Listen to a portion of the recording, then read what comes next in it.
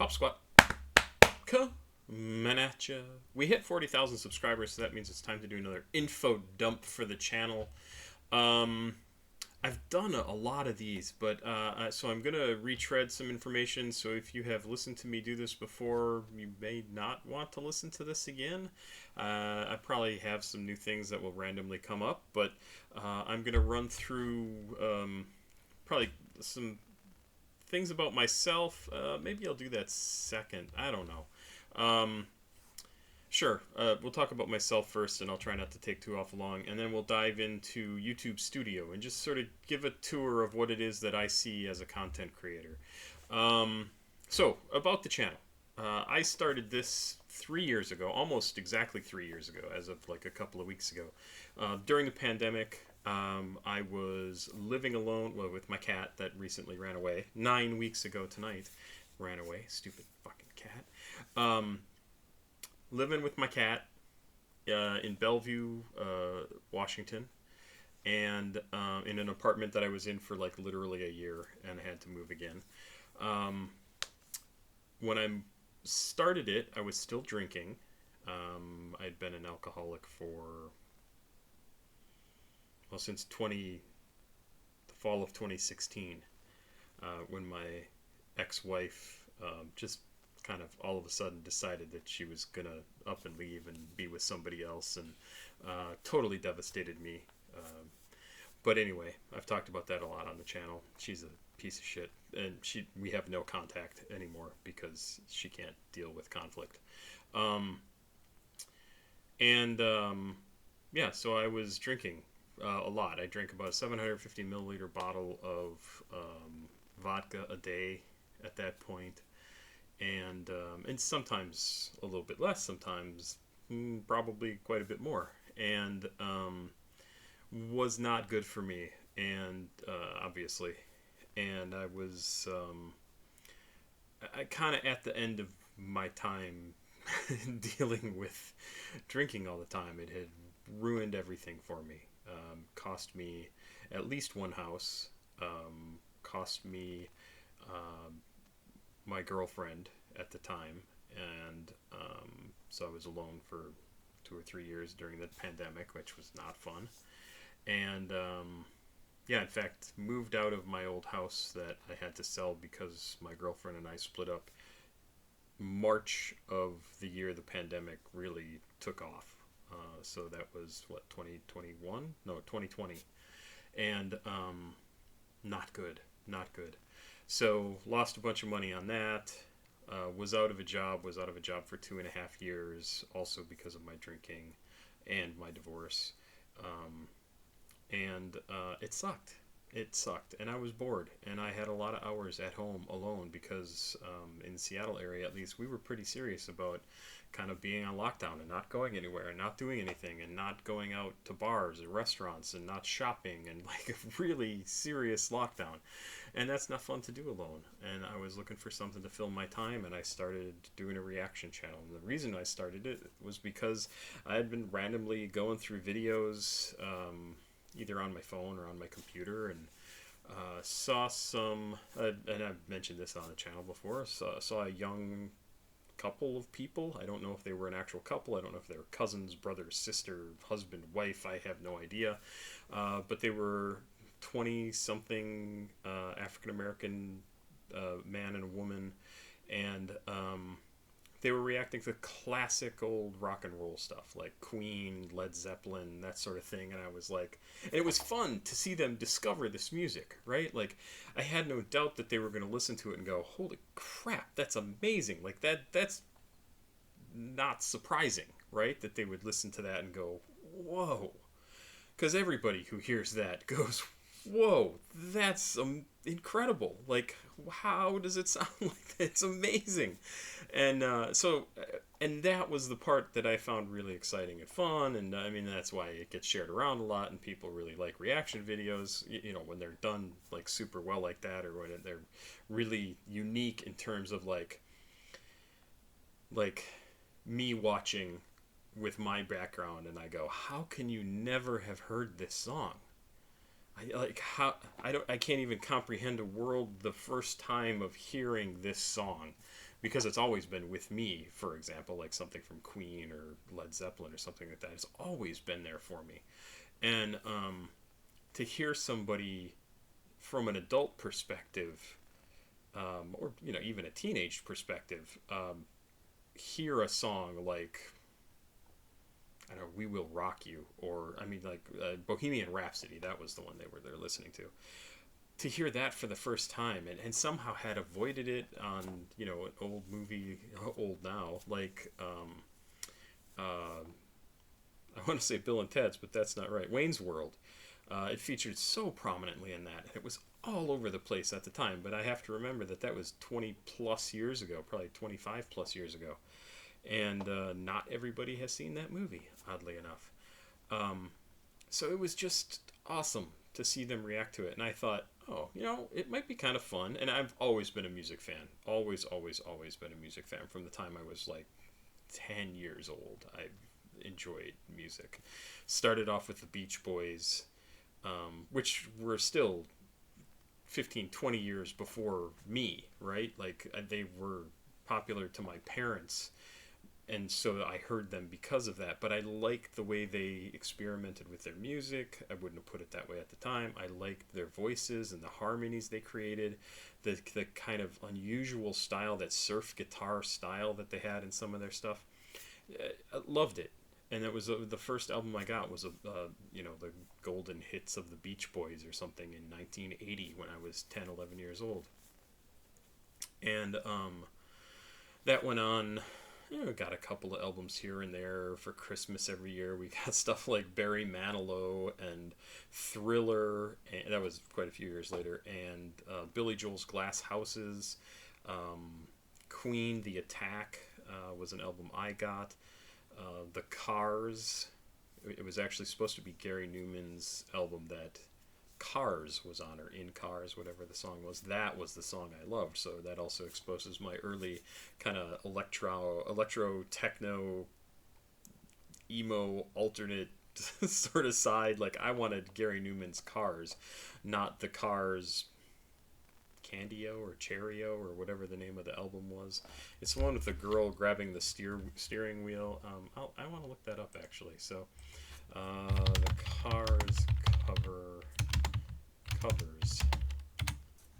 I should probably say album covers. Best Cars covers ever. Yeah. No. Cars album covers. Here, this one right here. This was the album. The Cars. Oh, it's just called The Cars. There you go. I had this album with this lady here. Very 80s look to her. Yes, she's cute. Who cares? But it had Just What I Needed, My Best Friend's Girl, Good Times Roll, Moving in Stereo. Again, the weirder songs on there are the ones that I really, really loved. But I wanted Gary Newman. How do you spell Numan? Cars. Cars song, Cars debut song by Gary Newman, 1979. And it is on the album The Pleasure Principle. I should have remembered that. I didn't realize that was his debut. That was the album that I actually wanted. And Gary Newman's still making music. It's amazing. Is this going to take me... No, stop playing that. That's something I'm supposed to watch at some point.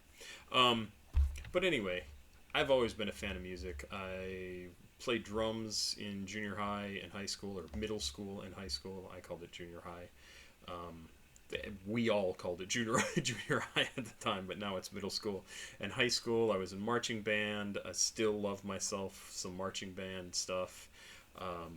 It's just absolutely incredible. Hold on, I have to move something on my mic.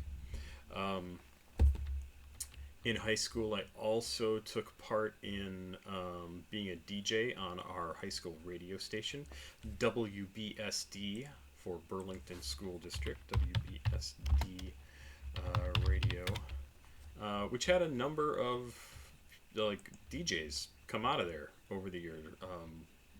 So that was very cool. Like you could actually see people coming out of high school and going into a career in radio, which is kind of unusual, and especially was unusual from my little hometown of Burlington, Wisconsin, 10,000 people. Um, and you can see here they've got their student staff is still active. They have some adult DJs. They have oh wow, that's funny. The adult staff, Thomas Gilding, is actually somebody I used to work with when I was doing. Oh, and his wife Heather was doing freelance writing for my mom's old company. That's so weird that he's the general manager. Um, but yeah, it was super cool, and it was started by one of the teachers there, who was also a radio DJ in his spare time, so you could like hear your teacher on the radio every weekend, I think it was. Um, and loved it. I just absolutely loved it. I wish I could have been the music director there, but I was not cool enough at the time. Still not. But my friend got to be music director. She was awesome. I loved her, and it was a lot of fun, and I loved it. And when I went off to college in Madison in 1987, I found out about the radio station there, and I was always going to go apply and try and get on the radio, and I never ever did because it was never like the place that they did the broadcasting from just wasn't anywhere that I was ever near. Like I never went to where it was, and just didn't wasn't a priority. I had way too much gaming to do at the time, and when I say gaming, I mean things like Dungeons and Dragons, which is what I still do with a lot of my free time. And Champions was a big game at the time for us.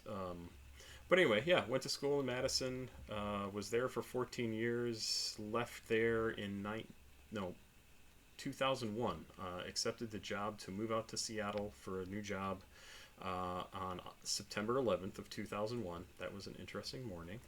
And got out here by the beginning of October, and have been here ever since. I worked for a company called WizKids. We made little plastic miniatures. WizKids is still around. They do a lot of board games and plastic minis games.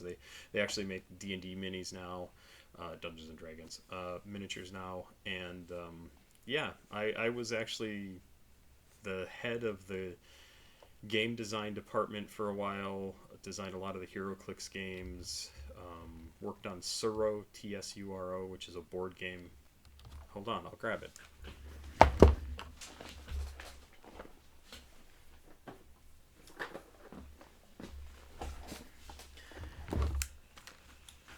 So this was a board game that I worked on, and I'm still listed as the developer of it. So if you own Tsuro or ever play Tsuro, you can find my name in there as the developer. It's a fantastic little game if you have any interest in... Now it's on the floor. If you have any interest in board games. Did that until 2006. Left the company when they were going through terrible mismanagement. And started a company with a friend, didn't get enough funding, had to start doing freelance work, got married, bought a house, not in that order.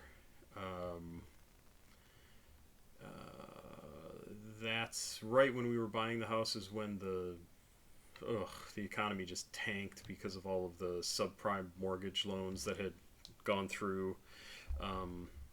Totally screwed up our whole process of trying to buy our house. It was a nightmare. That, of course, all the fallout from that, people were losing jobs. I was one of those people because I didn't fucking matter to Microsoft. And ended up being out of work for a while, moved down to California to take a job down there working on Champions again, from Cryptic Studios, and they were online computer games, and Neverwinter, which I think is still an ongoing game. I think Champions might be too. I haven't played it in forever, but left there after a couple of years to move back up to Seattle to live in a house that I'd owned for 2 years and never lived in. My wife was living there, and yeah, that's all of that. My wife and I ended up splitting up in 2016, 2017 because she cheated and is kind of a conflict avoidant piece of shit of a human being. So rather than bring up whatever problems she was having in the relationship, she just was kind of quiet and told me everything was fine. Everything's fine. Everything's fine. Fine. I'm fine. Until she cheated on me and left. Um, I don't have good things to say about her, and I truly hope she dies painfully. Um, I know that makes me a bad person. I don't care. Um, After that, started drinking. Covered that. Had another girlfriend in that time period. Super wonderful woman with two fantastic boys, um, who are now 20 and 18, 20 and 17, something like that. And we split up, and then I told you the rest. Last year, I met my now wife in June 1st of last year, of 2022. And she's a Russian refugee. She has a 11-year-old daughter, so I have an 11-year-old stepdaughter now, who's super fun, and she complains about everything. She's so unhappy how we embarrass her all the time, and it's fantastic. Um, but anyway, during all of this, um, and so then my wife and I got married just earlier this summer. But during all of this, I never had to grow up. I never had kids of my own, and I never had even stepkids until my not my wife currently, but my previous girlfriend. She was the first person I ever dated who had kids, and I got to do whatever I wanted until I was into my 40s. I play role playing games still weekly with my friends from college. I would have multiple games going at any given time. I kept up with music. I was a huge fan of, in the 80s, alternative music and progressive rock and stuff like, and this is the bands that I think of off the top of my head: REM, Howard Jones, um, The Cure, XTC, all that sort of stuff. Like, those were the bands that I really liked. They weren't on mainstream radio at all until they took over mainstream radio, some of them. Um, and then moving into kind of the 90s and especially into the 2000s, I was big into electronic and techno, EDM, that sort of thing. Just loved the Fatboy Slim. Really, really liked, was so blown away and impressed by some of the hip hop and rap stuff that was coming out, that I only finally, like, as it became more and more popular on mainstream radio, is when I learned more about it. So Eminem, um, I'm gonna Big Boy and Andre 3000. I never can remember the name of their quote unquote band. Um, Speaker Box and The Love Below. Like, I can name everything about it. I can't think of Outcast. Loved their stuff, and just realized, like, yeah, I'm loving this music. Like, I love it. And there was a cool crossover kind of there, but with Gorillaz, that I was a huge fan of, because that came out of, like, Blur, but it also came out of Jamie Hewlett's Tank Girl stuff, and the art that he provided for the character creation for the Gorillaz characters was all by this comic book artist that I knew really well, as I was a fan of. And they did alternative music, they did rap music, they did hip hop, they did electro. They, like, really super cool, fun band for me, because they crossed over into so many different places that I loved in terms of music.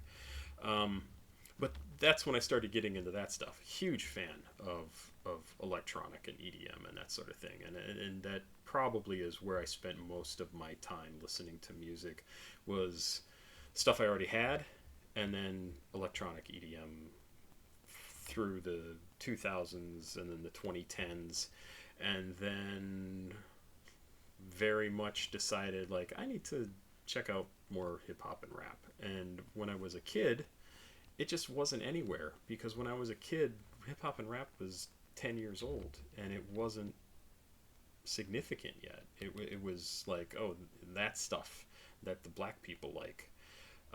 And that was especially true where I grew up, right? Like, was a white kid from a white town in a white state. Like, it was Whitesville.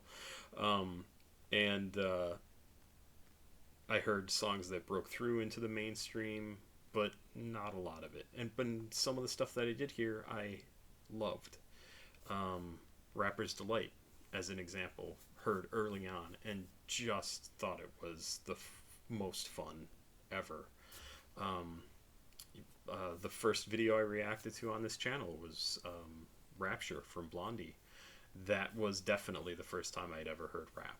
And that was definitely the first time a lot of people had ever heard rap, especially who listened to mainstream radio, because they were doing something that their friends in the music business or the music scene in New York City were doing, rapping. And they said, hey, can we do this? Like, is it okay if we do put something on an album? And everybody was like, yeah, go for it. I mean, it's not going to hurt us, really, right? I don't know the conversation exactly, but that's basically what it was, is you want to expose this music that we're creating to the rest of the world, and you have a way to do it. Yeah, please do. Maybe it'll, come, like, people pay attention to what we're doing. And they did. So yeah, I've always known about hip hop and rap. I just never was big into it. In college, I had friends who were huge into it. They loved it. I do remember listening to things like Arrested Development, trying to Eric B. and Rakim. I always heard it as Rakim when I was in high school, or when I was in college. That's what everybody said. But NWA was big then. So just tons and tons of stuff, right? I'd always liked Curtis Blow. I'd always liked Ice-T. I'd always liked Ice Cube. But again, these were all songs that had floated up into popular radio and popular music. Madison, where I went to college, didn't have a hip-hop radio station, I think, until the year 2000. And I left in 2001.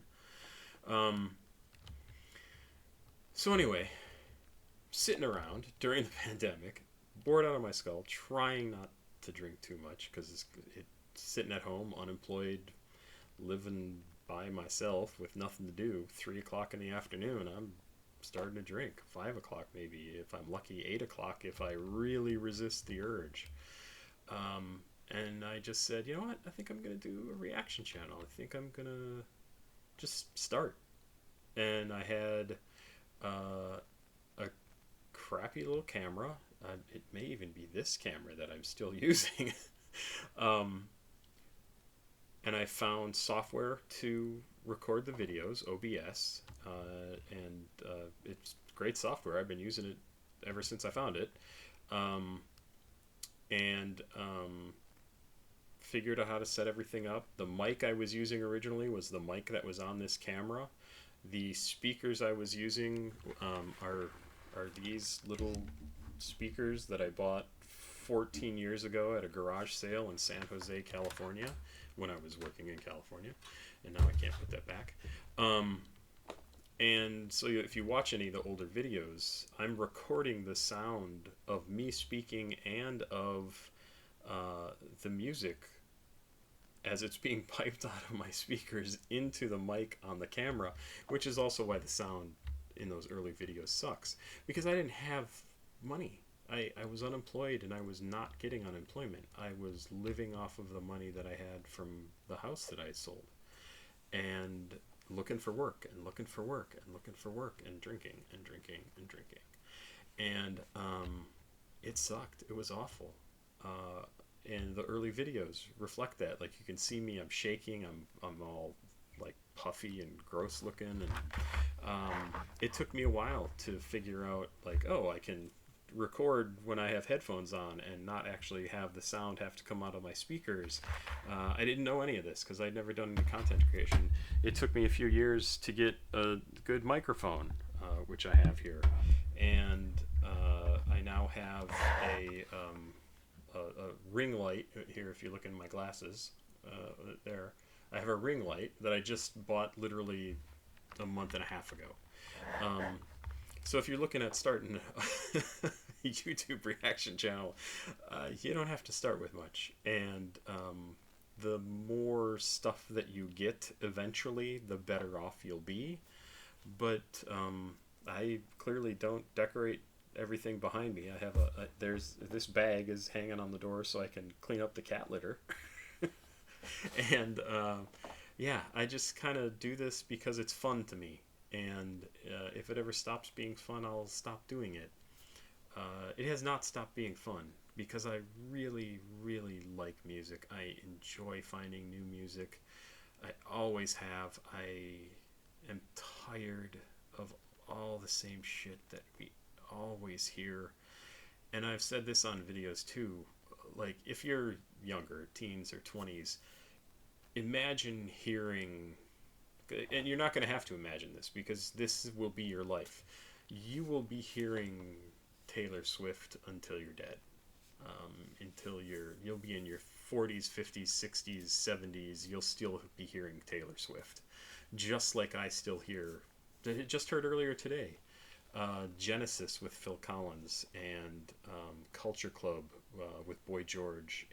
40 some year old songs, and I still hear them. And for as good as they are, for as much nostalgia as I have for a lot of that music, I'm sick of it. I want to hear new stuff. I want to hear different stuff. I want to hear what people today are saying about their lives and what they're going through and how they experience the world and how they then present that to us in their music. I love it. I have always loved that. And that's why I particularly like people like Sewer Person as an example, because he is always talking about his experiences and what he's gone through, and now he's kind of expanding into more like storytelling, not specifically from his perspective, right? I think that's fantastic. I don't like as it's hard to say, as genres, the music that's just about like how awesome I am and I have so much money and I have cool clothes and I've got drugs and I get stoned every night and I'm getting drunk every night. Like I that's great. It's good party music. It doesn't speak to me. It could still sound really really super cool. It can sound super cool, um, but that's not the stuff that appeals to me. And I mean, as an example, we're looking at this page right here. The track I did yesterday, "Banger" from Chief Keef. I loved it. I downloaded it. I listened to it today in the car. It's a fantastic song, but like what it is they're talking about doesn't speak to me. It's not my experience. TBH by Sewer Person, on the other hand, the very next song, the second one on this list up above, is also on my phone. It's not on my phone because I couldn't find it, but it would be on my phone. And it's amazing. It's awesome. It speaks to me directly. It's also why I talked about a 3-minute song for 20 minutes. Um, so I have my own preferences when it comes to music, but when I listen to music, I am trying to evaluate it on whether I like it, but also just what my reaction is to it if I remove the do I think this is a good song from the equation, because to somebody it's a good song, to somebody it's their favorite song probably, or a really really excellent song, and I don't want to crap on that for anybody. I don't want to come in and be like this is objectively a bad song because I can't possibly do that. And it's disingenuous to even try to say something like that. So I don't do it. If I say something, I try to be very clear that I'm offering my opinion from my experience. This is what I think. That's all I can offer. And if people find that interesting, great. That's fantastic. I literally would do this without an audience. And I did for like the first year or so. Posted a number of videos every single. No, I posted like one video every day, and then when people actually seemed interested, I was like, oh, I could do a couple more videos, and then people started recommending things. Because when I started out, I was doing just like an 80s rap video because I wanted to go back and educate myself about the stuff that I never got to hear. Um, and that's probably an important thing to say. When I started, it was all 80s, like 70s, 80s stuff. And then after a while, I figured, oh, I should do this chronologically. Like, I didn't even start with a plan, right? I just was like, I'll find a song. Whatever. I don't know what it's going to be.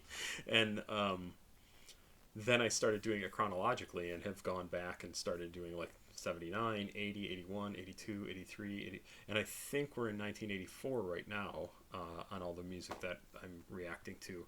And we'll get up to, 88, 89, 90, 91, 92, 93, and I'll get more and more familiar with that music as we do, and then it will drop away entirely when we get into the stuff from the 2000s and 2010s, because I just really wasn't tracking the music at that time. But as I was doing this, people started to listen because I reacted to one or two things that people thought was interesting, and then they said, "Oh, you should check out." I don't even know what the first non-80s music I listened to was, but it very possibly was something from like Summers or Autumn or something like that.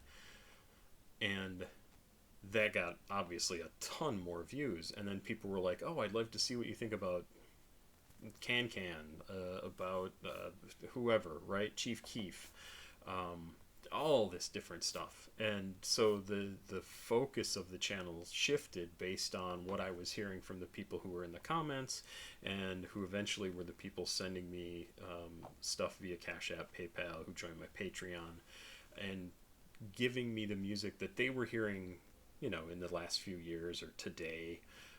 And they wanted to see what I think of it, because I've never heard it, and I don't have the same grounding in that music that they do. And I'm very curious if about what it is that they find interesting in my reactions to that.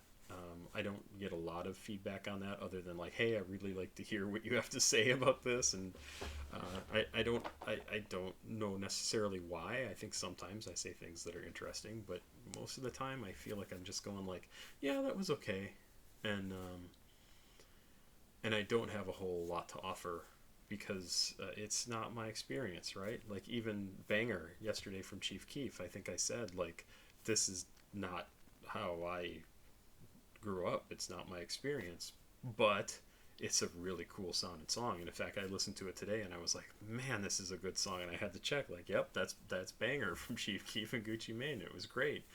Um, so anyway, that's why I started doing the channel, is I wanted to learn more about the music that I missed out on when I was growing up, and I just love doing this. I It's funny because every single night I have to kind of check with my wife and say, she's pregnant right now. She's due actually in like the next 10 days, 9 days. Um, I have to say like, "Hey, I gotta go do videos. Is that okay?" "Yeah, yeah, sure. No, it's fine. It's fine." At some point, I assume she'll get sick of that, but she hasn't yet, so I guess that's good. Um, and it's just so much fun to come in here and take a break for an hour and record 3 reactions, 4 reactions, get them uploaded, and put them out there so people can see it. I've described this channel before as being like, when you're hanging out with your friends and somebody's like, "Oh, have you heard the new album from blank, or the new song from blank?" And you're like, "No." And they call it up right away, and couldn't do that when I was a kid either. And you hear it and you're like, "Oh yeah, oh that's cool, man." Like that's what this channel is like for me. It's like being best friends with the internet, and having the coolest people send you music that you just wouldn't have found any other way. And that, like, and I've heard it's so much fun. I've heard people say in the read people say in the comments that they like watching this channel because they get to hear music that they've never heard before, and it's like exactly the reason why I do this.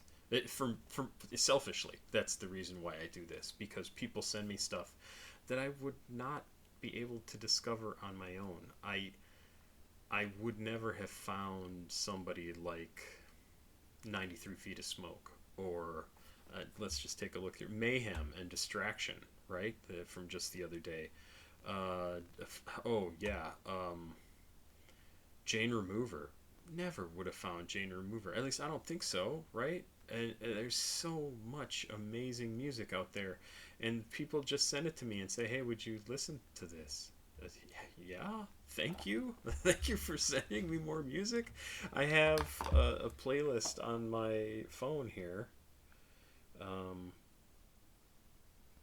let's see what this says. My playlist for Papa Squat has. Oh, does it not tell me how many songs are in this? I mean, it's 371 songs just taken from the channel here. There might be a handful of other songs on there that I've added because I wanted them in this playlist as well. Stuff from like Sunreal, who I was a big fan of. Very small artist from British Columbia. Why can't I think of Vancouver, BC? I love his stuff. It's very poppy, hip hop rap stuff. I think he's great. But that's on that list. But 371 songs, all taken from the music I listen to here on this channel, and I've had people comment to me as I like pull up in my car and stop, and they're like, "Are you listening to?" I forget what the guy said, but yeah, that's who I was listening to. Like it was, he did not expect me to be listening to that song, which was pretty cool. So this is just fun for me. It's just fun. At some point, I'll probably say or do something that fucks it all up, and it'll piss a ton of people off, and I'll say the wrong thing about somebody. Uh, but for now, I'm just gonna keep doing this, and I totally love it. Trying to think if there's anything else that's going on, or anything else about me. From Burlington, Wisconsin, went to school in Madison, Wisconsin. Still have a bunch of friends back there. Kind of thinking about moving back to Wisconsin. Maybe. I'm not sure. But it's just thinking about it at this point. Um, Married this summer. Have an 11-year-old stepdaughter. Have another daughter on the way in a week and a half. That may, put a bit of a crimp in my posting of videos for a while, but we'll see. Very excited to hit 40,000 subscribers. Just did that last night, and we're now at 40,016. Yeah, 40,016. And we'll just keep adding to the list. So if you're new in the last 5,016 subscribers, this will all be news to you unless you've gone back and watched one of my old info dumps about the channel. And I don't think there's anything more to this. I'm 54 years old. I just got another year older this August. And that's about it. The gray hair is really coming in a lot lately. Even like this is really more browny than gray, but just because of how the light hits it and everything. And I'm kind of gray on the sides here. Just like Reed Richards, which is kind of cool. From the Fantastic Four, yeah, I'm a comic book geek. In fact, the thing is right behind me here too. You can see the thing right there. And yeah, 54. I was 6'4". Now I'm like 6'2". I was 380 pounds at some point in my life, and I'm now about 250. I had stomach surgery to make that possible. Definitely ADHD. Like I'm textbook ADHD. Not diagnosed yet, but I also can't get in to see a psychologist or psychiatrist to actually talk to somebody about that because everybody around here is too busy to do that, to take new patients, which is a lot of fun because I definitely have some things I need to deal with. When I react to music, I overshare, and I totally know that. Like, and when I say I overshare, what I mean is people tell me that I share too much, and I personally don't agree with that at all. I think one of the problems and why I'm so open about the stuff that I do talk about, my divorce, my alcoholism, everything else that goes on, when I'm in a bad mood, when my cat leaves and doesn't come back and is probably dead somewhere, The stuff that I talk about because I know the people who listen to music, and especially listen to music that has personal stuff in it, they're looking to find out about other people and what they're going through. I don't necessarily think they're looking to make a connection, like a personal connection, even a parasocial connection, like with me personally. I think what they're doing is just people want to know that they're not alone. And I think what we do a lot as humans is hide the information of stuff that we're going through or have gone through because we're either ashamed of it, or because it's difficult, or because it's painful to talk about, or because we think somebody else isn't going to care. And I don't think any of that is true. I think we should share the stuff that we go through so that other people know that they're not alone. That that everybody goes through stuff like this, or that some people go through stuff like this, whatever this happens to be. And that's why I talk about stuff that other people would be like, "Ooh, you should not share that online. You should not talk about that." I'm not ashamed of anything that I talk about. I, I, I just don't have that in me. Um, it's all information that's useful. It's good to get out of my system. I verbally process things 100%. Like, I mean, if you'd known me when I was actually going through my divorce, and when my wife cheated on me and left, like, I would not shut up about it. And I got sick of it, but I still couldn't stop. Like, I needed to get that negative stuff out of me. And so when I listen to artists who are also having to get that negative stuff out of them, I 100% understand it. Like, unbelievably understand it. So, you will hear me talk about things that you might go, "Ooh, dude, you should not talk about that." I've talked about the fact that when I was a kid, we played um, uh, an N-word pile, right? Like, that's what we played as kids. That was how fucked up and normalized racism was in my small town in Wisconsin. It disgusts me now. I mean, we played Smear the Queer too, right? Like, that, totally a normal thing. We would just be yelling both of those things out, running around in my hometown, in my dead end street. N-word pile, get Dave. Like, it's fucked up. I mean, it's fucked up. And thankfully, I am come equipped with a brain that is able to update its software, and I can look at that and go, that's not right. That's not how we should talk about other people just because they have brown skin.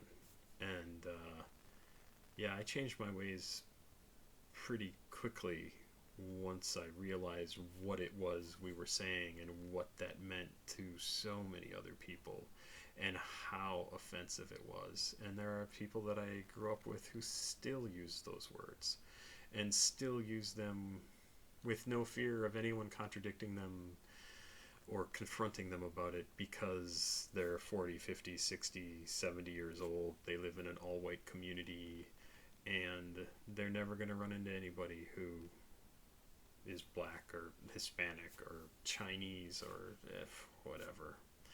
And it's sickening.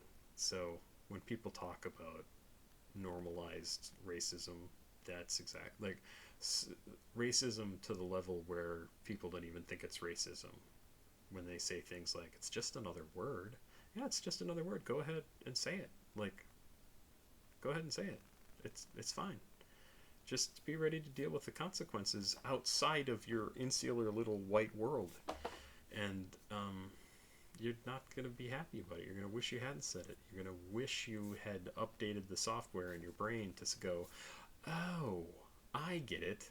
It's not about me. It's about them and their experience, and the fact that people who look like me destroyed their families their history, their I just it drives me crazy to talk about it. Just, and I'm white, right? Like I can't imagine being a black person who has, especially who has slavery and who had great grandparents, great great grandparents, whatever, that were slaves, and how that still affects them to this day. And I don't mean in a like, oh, I feel bad because my great great grandparents were slaves. I mean, they had no generational wealth. They had no ability to own property. They had no resources, and that still carries through to today. So yes, it does still affect people, and it's awful. It's remarkably awful. And there are so many people like me who are incapable of seeing that, and incapable of saying, like, why would that affect them? Okay, well, let's take away all of your resources that you've ever had in your life, and now go start your life. Like, you have nothing. You have nothing. Go try and buy a car, get into college, to find a job, anything. No, it drives me crazy. Anyway,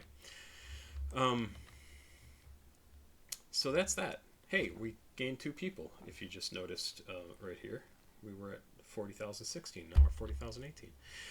So that was all that stuff about the channel, and there you go. I should say this, if you haven't watched all the videos, I have found a job recently. I just started a week and a half ago. It's awesome. It's so good so far. It's great. It's a little, oddly enough, a tech startup, which I never thought I'd work for one again. I just applied to a job, and they needed a copywriter, and so now I am a copywriter for a small tech startup, and I'm going to be doing social media posts and blog posts, and it looks like a super good fit. One of the owners of the company, and I really think very similarly in terms of like how we should be writing about things and talking about things, and I'm looking forward to it. I'm really looking forward to it. This looks like a really good fit for me, and I'm very happy. Everybody at the company is awesome, and it's great. It's such a relief, and I still find myself feeling like I'm in panic mode and like I can't relax. And then I go, oh, wait a minute, I have a job. I can relax. I can work on things that I want to work on without feeling guilty about them, because I shouldn't be looking for a job and looking for a job and looking for a job. So I still have to get out of that space in my head, but things are good. Things are very, very good. So that's great. Which is good timing too, because I've got a kid on the way, and I did not know what I was going to do. Oh yeah, it was stressful. So now, with that all out of the way, let's look at YouTube Studio. YouTube Studio? That's awesome.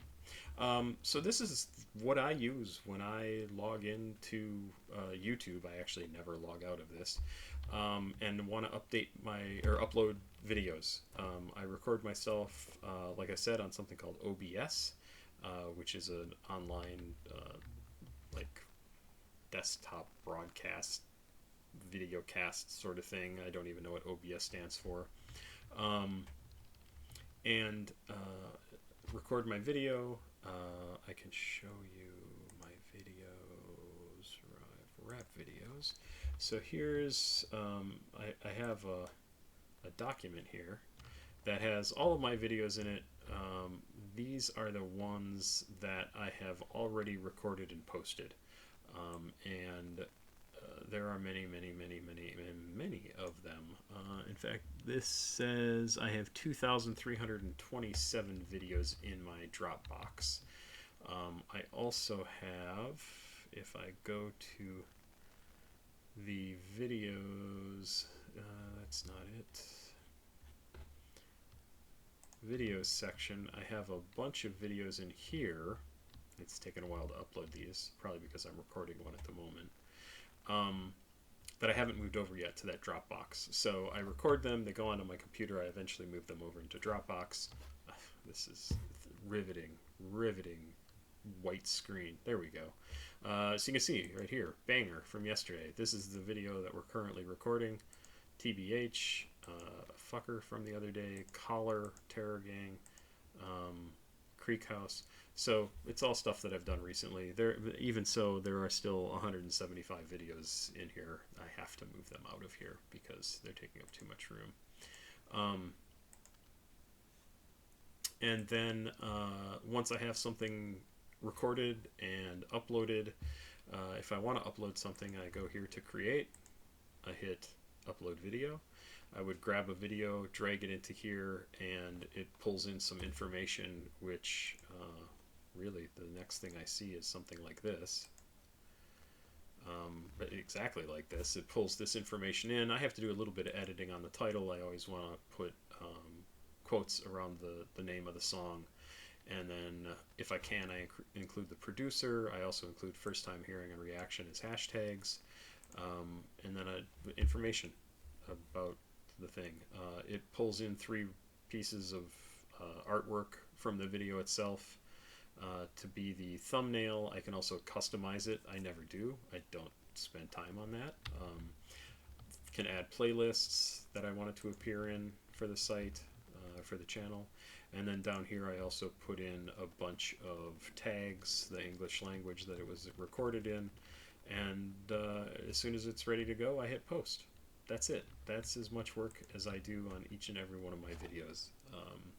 Maybe sometimes I'll add something or other that's different.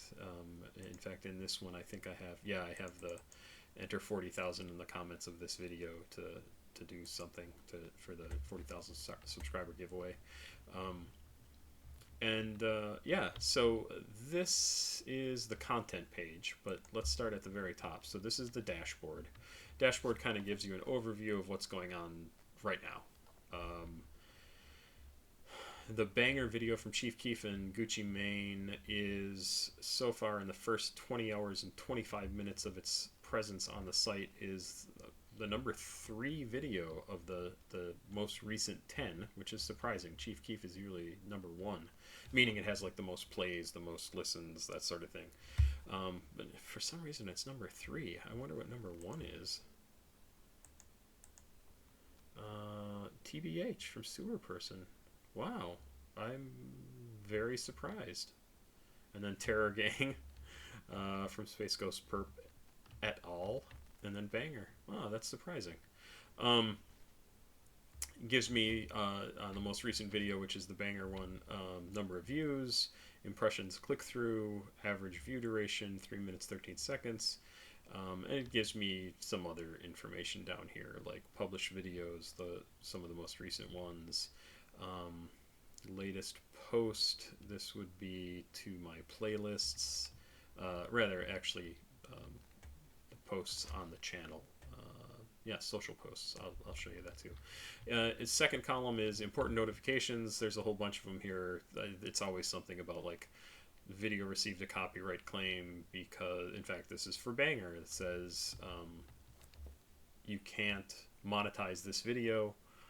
That's fine. I follow their rules on that. And if I want to, I can like click through all of these, and they're all going to be basically the same sort of thing, telling me there's some issue with the copyright. And I don't worry about the copyright stuff very much unless somebody sends me one that says, sorry, you can't do this at all, and then I appeal it. Channel analytics, current subscribers 40,019. In the last 28 days, we've gained 1,072 new subscribers, which is down a little bit. I saw a post for last year just a couple weeks ago, and I was getting something like 2,400 new subscribers. Oh, I wish we could go back to those days. That was awesome. But I wasn't really paying attention at the time, like how many new subscribers I was getting. But I did add 20,000 subscribers in the last year and 3 weeks, which is pretty good. This stuff we'll get more of later on. Latest comments, people have been entering some things in the comments. I'll get to that as well. Recent subscribers, and then ideas for you. I don't ever look over here. These are like little things from YouTube that to try and get you as a content creator to like engage in their system a little bit more. I could absolutely do more with that, and I just don't. Some what's new in studio, I've never looked at that. If we go to content, this is what I was just looking at. We were just looking at. So this tells me the videos in chronological order, in reverse chronological order. So Banger was the last video I posted. The one before that was TBH, then Fucker, then Collar, then the visibility. So if there's any issues, I'll see a little red or yellow eyeball here instead of the green one. That's this column right here. This column is monetization, so whether it's on or ineligible or sharing, that'll all be shown there. And there's one of each showing there right now. Restrictions of any kind, so copyright problems, anything at all. And that usually has to do with money, which is the monetization part. The date that it was posted, if it's published, if it's hidden, whatever, it'll record that as well there. Number of views, number of comments, and then likes, and the percentage of likes versus dislikes. Dick likes. Hello, John. Oh yeah, my real name is John. So if you ever hear me refer to myself as John, it's just me talking to myself. And yeah, this goes on and on and on. I can reorganize this information if I want from the start date. So first video I did was Rapture by Blondie. It has 723 views, which is not very many, not for being 3 years old. And only 8 comments on that video. People didn't really, a couple people didn't like it. 4 people of the 31 that gave me a thumbs up or thumbs down didn't like it. And yeah, so that's what I was doing at the start. If I want to, I can do by total number of views. This is always kind of fun. So my number one absolute highest engagement post is 12 Stout Street from RX Poppy. Did that last July 6th, 2022. I really wish I'd washed my hair before I did that video, but I didn't, and I really can tell it's terrible. My hair is awful in that, but it was late at night and it was sweaty and it was summertime. So 12 Stout Street, 261,832 views and 99.5% like rate with like 19,400 thumbs up. It's a good video. It's an absolutely amazing song, and I'm kind of proud of that video because I had no idea what I was getting into when I started recording it, and I think I did a good job on it because it's not an easy song to listen to or to do a reaction to, and it makes me feel really good that so many people have seen it and so many people have liked it and left really great comments about it, because it's a rough song and it would be easy to react very badly to that song, to not understand what RX Poppy's talking about, to not get what he had to go through to record a song like that. And I'm really glad I feel like I didn't fuck it up. If anything, I could have done it better. I could have said more, but I'm really pretty happy with that video, and I'm so glad that so many people have seen it and seem to agree. And that's all I can say about that. It's a good video. It's a good video. But yeah, 260,000, and then that's the one with the most views, and the next most views has 33,000 views. So like almost an order of magnitude smaller.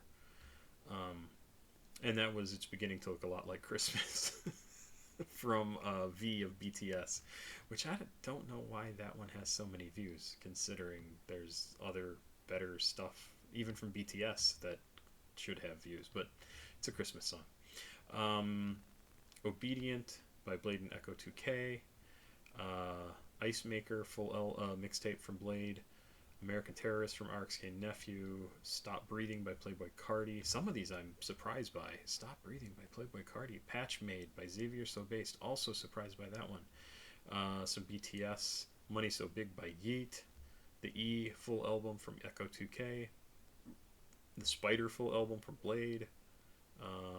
This is BTS. I haven't listened to BTS in a long time. Ever Since full album from Blade. Cousin Tito by RX Poppy. Exeter full album by Blade. A lot of Blade fans on the channel. Solace by Earl Sweatshirt. Oh God, I love Earl Sweatshirt. So a lot of stuff has a pretty good number of views. I haven't looked at this in a while, so it's kind of funny to see what's what. What is the least number of views? Wow. Pump Me Up by Trouble Funk has... Oh, it's blocked. That's why. Why is it blocked? Why do I have blocked videos?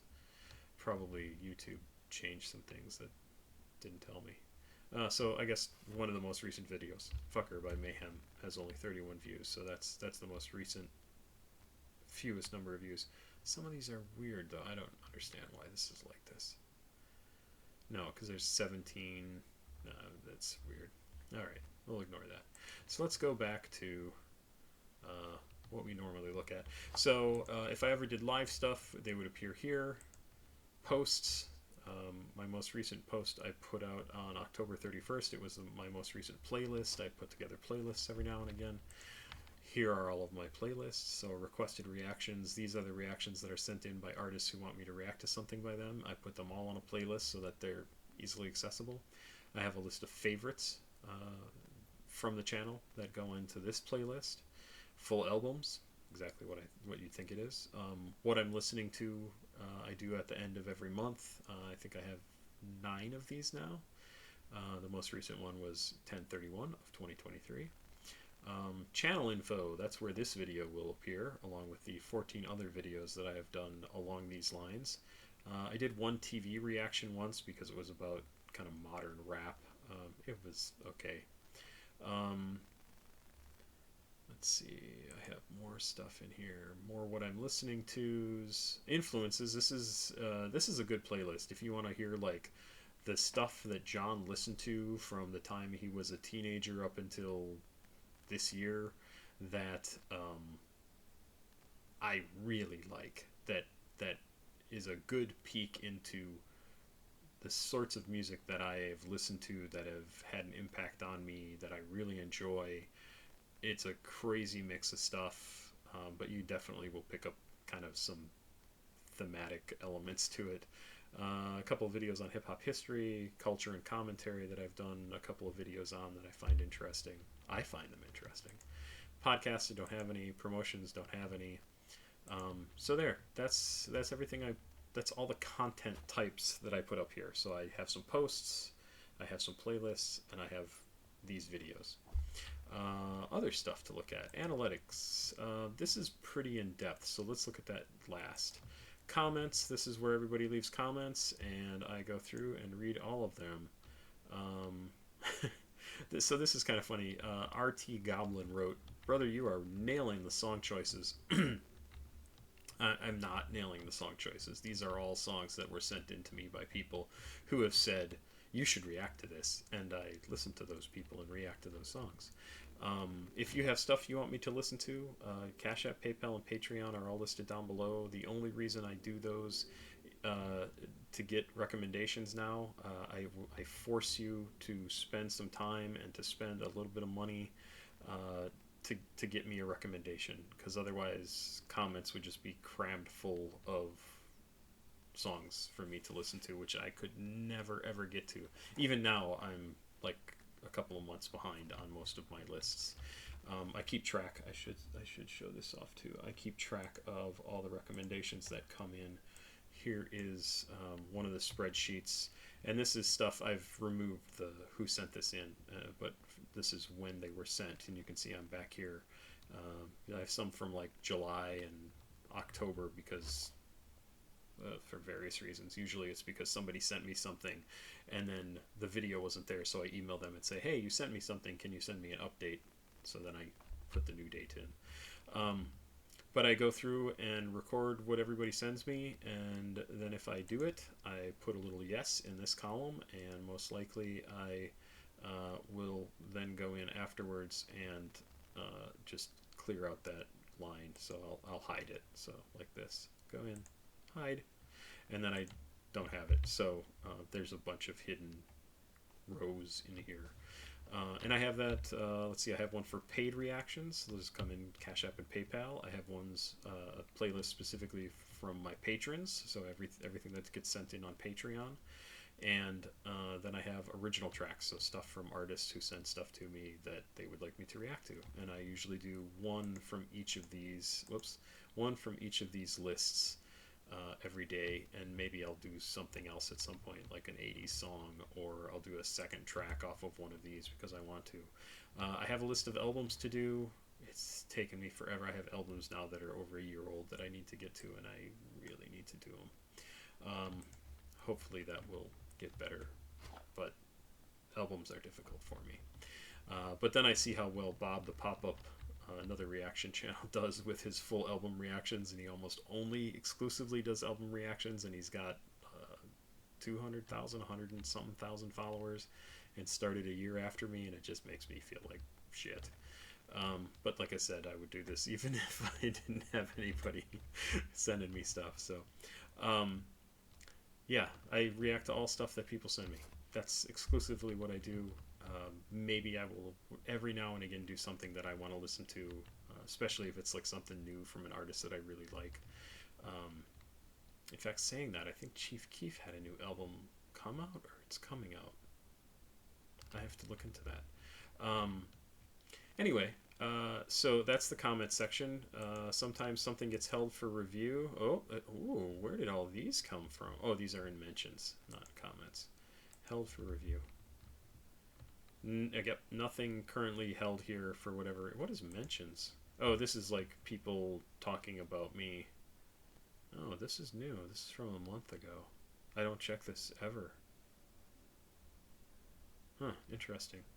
And yeah, so if you ever get a comment that disappears, I probably didn't delete it, because I almost never delete anything unless it's spam. Like, if I don't understand what it is, maybe I'll think it's spam and delete it, but you can say what you want.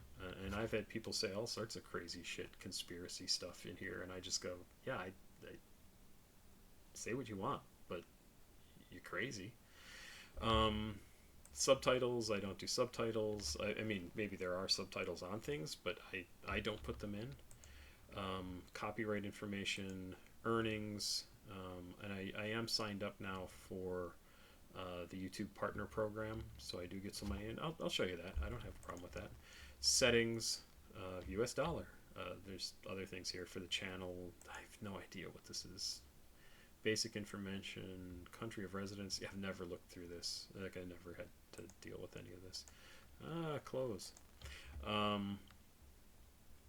Earnings, customization, I don't ever do anything with. Creator music, so if I wanted to, I could add music using their system that they've just introduced. This is a beta for it.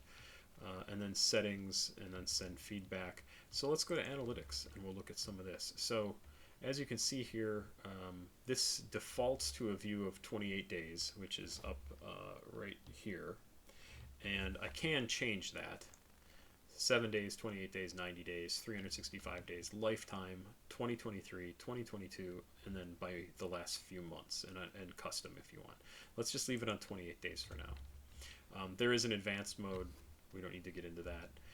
This is an overview, just what it says. It kind of gives you a little snippet from each of the more in-depth tabs here. My channel got 125,228 views in the last 28 days, and my channel apparently usually gets 141,000 to 173,000 views in 28 days. So it's off by 20 to 50,000 views.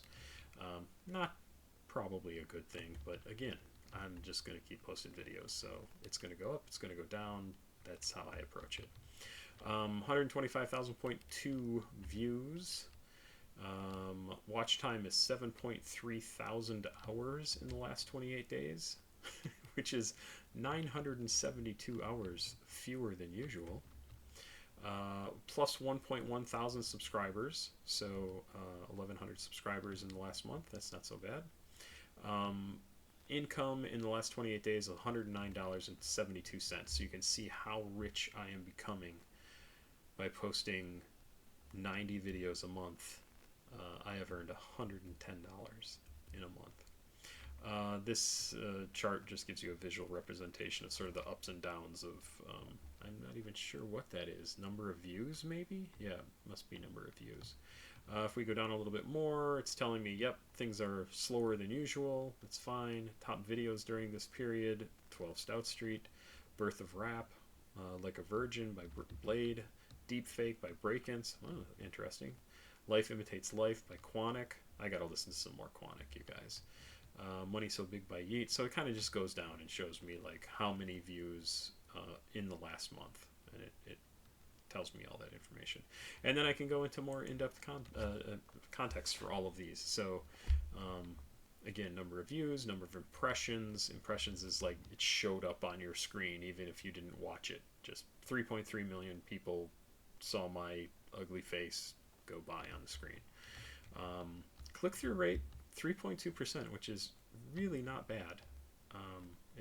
I don't know how they calculate this anymore, but it's not bad. Average view duration 3 minutes and 30 seconds. Tells me I need to get to my videos faster, get into the music faster, and stop talking so much at the start of the videos. Key moments for audience retention. I haven't really dug into this to find out what this, like how you're even supposed to read about this, like what is the significance of it. I know it's like things that people have reacted well to. Does that mean they didn't click away? How do they register that? I don't know. Audience information. The purple line on top here is returning viewers. The blue line below it is new viewers. Unique views. So returning viewers, 26.9 thousand returning viewers. Unique viewers is 50. Stop. Get off my screen. Oh my god. Unique viewers is 58.9 thousand. And then subscribers is still 1.1 thousand over the last month. Goes into, this is interesting, channels your audience watches. So the needle drop, which is, what's his nuts? Fantano, right? Anthony Fantano. I don't watch his stuff very often. I see it sometimes on TikTok. He is way more informed about hip-hop and rap in general than I am. Like, way, way more. He definitely lives in that space, and I almost try to keep a little bit more of an arm's length, despite the fact that I listen to this stuff on the channel. I want to keep the channel so that my reactions are fresh, and so I don't go out and listen to a ton of this that I haven't listened to on the channel. So when I react to a track, it's most likely the first time I have ever heard it, and if I have heard it, I will say so. Doesn't happen very often on here. Yeah, there's Bob the Pop-Up, 111,000 subscribers. 2.8 million subscribers for the needle drop. Wow, that's crazy. Yeah, I would love to get to way more subscribers, but I would also love to be able to do this with more of my time, and I don't have the ability to do that because remember I said I have a daughter arriving in the next 9 days. I need predictability, so full-time job it is for me, and this will be a hobby. What my audience watches, when people are watching on YouTube, apparently right around noon to 1 o'clock, noon to 2 o'clock. This tells me like what they watch it on. They watch my videos. I don't have shorts, so I don't know how they're watching my shorts. Watching my shorts. Watch time from subscribers. 72% is from not subscribed people, which is kind of surprising. 27.9% are subscribers. Age, 3.4%, age and gender. 3.4% are female. 96% are male, and 0.6% are user specified, so hopefully that's our trans audience. And I don't know who else it would be.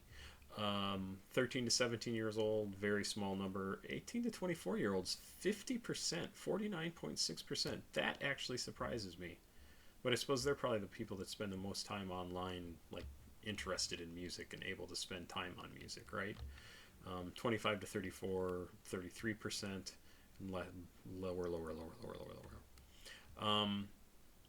Top geographies: United States is 54%, UK is 5.5%, Canada is 4.4%, Russia is 3.1%. That's interesting. Germany is 3%. I have gotten recommendations from both Russia and Germany, which I think is awesome. Top subtitles, doesn't matter. So, again, just a ton of information. Revenue. This will be interesting to anybody. So, I've only been monetizing since the end of June. In fact, right here. So, I earned 94 cents in June. In July, $89.66. In August, $85.60. September, $125.15. October, $123.35. And so far this month, it is the 12th, $42.13. So it's probably going to be it'll be over $100 this month. I don't know exactly how much. For people who've been here for a while, in August, I turned on. So July, I was surprised to see it hit almost $90 in revenue just from ads. I haven't cashed out any of this money, by the way. I need to update a document with them to do that. So it's all just sitting there.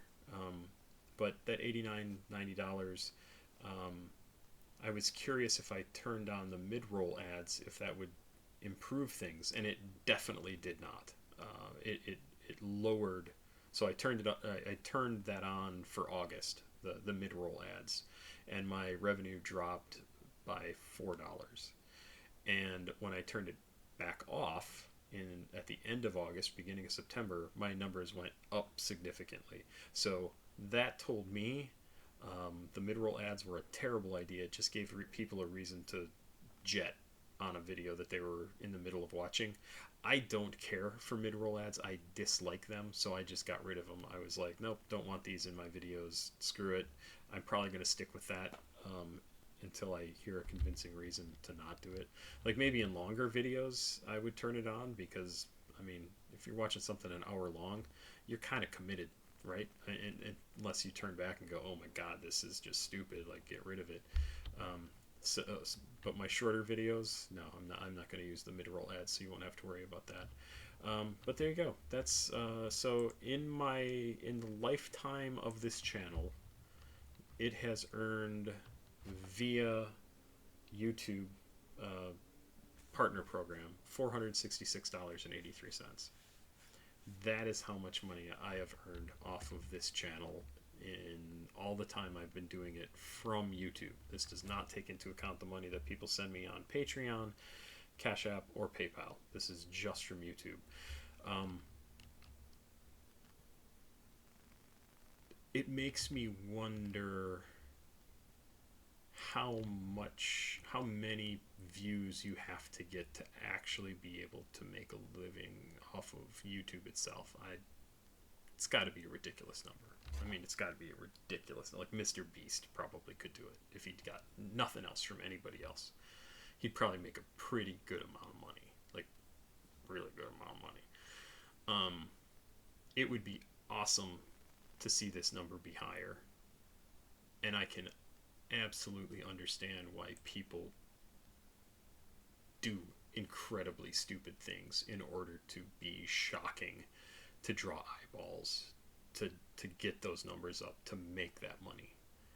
I'm not gonna do that. I'm not that kind of person. I'm just gonna keep making videos like I make them, and I'll keep getting $100 a month, and that's fine. It's fine with me. I don't care. I do care. I would like to have money. I'm not gonna be a dancing monkey for anybody. I hope you can understand that. Research, I have no idea what this is. Explore what viewers are searching for on YouTube. Oh, don't care. This is a This is a channel that's driven by me and my interest in finding new music and what you guys want to send me.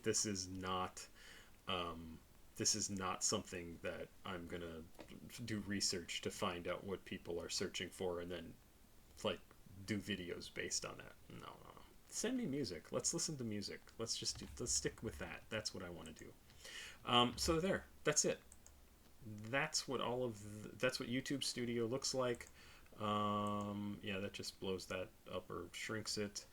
Um, I can upload videos, which is what I do every day. I can go live. I can create a post. I can create a new playlist. I can do a podcast. I can, let's see, what does it say way over on this side? This is the real-time update section right here. 40,021 subscribers, 9,151 views in the last 48 hours. Terror Gang is the head video in that time, followed by TBH, followed by 12 Stout Street. Pretty impressive for a year and a half old video. And then the latest content we've already talked about. So that's YouTube Studio. That's what every creator sees when they go in to make content. They have a dashboard just like this, obviously with their own content. They have their content section, analytics, comments, subtitles. I go into the comments, I make sure I read what everybody's posting, I respond to things. Chaz, you've just been awesome lately. Thank you so much for the money for the sewer person t-shirt. I actually emailed him and let him know, and he wrote me back and was like, oh, I'm so excited to see that. Like, he was super nice. I'm really happy with how things are going on the channel, and I like the fact that people are pretty free to talk about whatever they want in the comments every now and again, and the people are nice. I think people generally do come here because they want to see what I'm reacting to now, if it's appealing to them, and if I say something that kind of triggers something in them, they post something, and it doesn't tend to be negative. Every now and again I'll get somebody who's like, oh, what the hell are you doing reacting to this type of music? It's, yeah, that's exactly it. It's not my music. It's the music of the artists, and I get to be a part of the audience. And all I'm doing when I react to stuff, all I try to do is give my honest reaction without being overly judgmental, because I think a reaction channel has to be judgmental to some extent. But I'm not here to try and shit on somebody else's art. I enjoy the music. I want to be able to come here, find new music, and talk about what the music that I hear, the words that I hear, the lyrics that I read, the way it's presented to me, what it triggers in my brain. I go blah and say it. And that's it. That's what I want to do. And that's what I enjoy about this channel. And I am so happy that 40,000 people, even if a ton of them don't ever see this video, and don't even come back to look at my videos anymore, I am so happy that it just inspired something in them, that they were like, I want to follow this guy and see what else he comes out with. And hopefully they'll come back at some point and check out some videos. And I think this video, or this channel, has stuff for anybody. I think if somebody came to me and said, convince me about modern rap, what should I listen to? I could find them some awesome tracks to listen to. And especially if I could quiz them about, like, what is it that you like? What kind of music do you like? Do you like traditional music? Do you like folk music? Do you like storytelling songs? Do you like brainless party music? Do you like drug songs? Do you like, what is it? I could give them some fantastic stuff, all based on the 2,500 songs I've listened to on this video, on this channel. And like I said, I just love doing it. I'm glad you guys are all here. 40,000 subscribers, I know, is not a lot in the grand scheme of things. or even in the grand scheme of YouTube. But considering I was doing this for 100 people for a year, I think it's a lot of fun to have 40,000 people who may possibly see this. So thank you for being a subscriber. I really do appreciate it.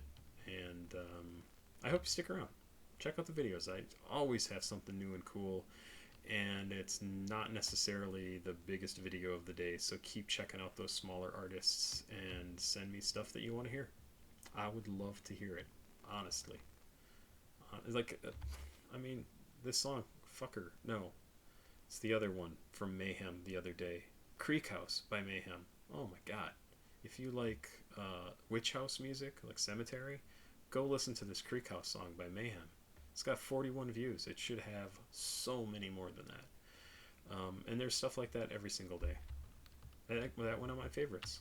And so did Banger from Chief Keef. So there's a lot of variety on here, even within the realm of hip-hop and rap. Have yourself a good night. I will be back later tonight to do some other videos, as long as this one gets uploaded in relatively short order. It's already 10 to 9, and I should go spend some time with my wife and my stepdaughter. Pop Squat, checking out. Please like, subscribe, and share if you're not already. CashApp, PayPal, Patreon, all right down below. Oh, I should check out my Patreon with you guys here too. Patreon, I have currently 86 paid subscribers to my Patreon, or paid members to my Patreon. 101 total subscribers, so they have a non-paying level just to see like if something comes up. Right now I get $286 a month from Patreon. I joke that we're pushing for 5,000 paid members of my Patreon, but I'm not sure if I'll ever get there. It's fun to joke about, though. To me it's fun. I have a bunch of messages I need to go check on from my patrons. I post things like this Lamb reaction by Brockhampton that I wasn't able to put on the channel. Same thing for Sex, Money, Drugs from Lucky. Full album reaction to that is also here from my patrons because I wasn't able to put it on a channel. And I try to update this every now and again with something. I should probably put... Oh, I noticed I put the playlist in there for August. I should have been putting the other playlists in here. Anyway, there you go. Feel free to join my Patreon. $2 a month. It's even less than what Patreon suggests. They suggest $3 a month, but they're based in San Francisco. So their expectations are out of control. $2, $24 a month. That seems reasonable. And you can send me stuff to listen to. Have yourself a good night. I will be back with more music very, very soon. Thanks again to all 40,000 of you. Bye-bye.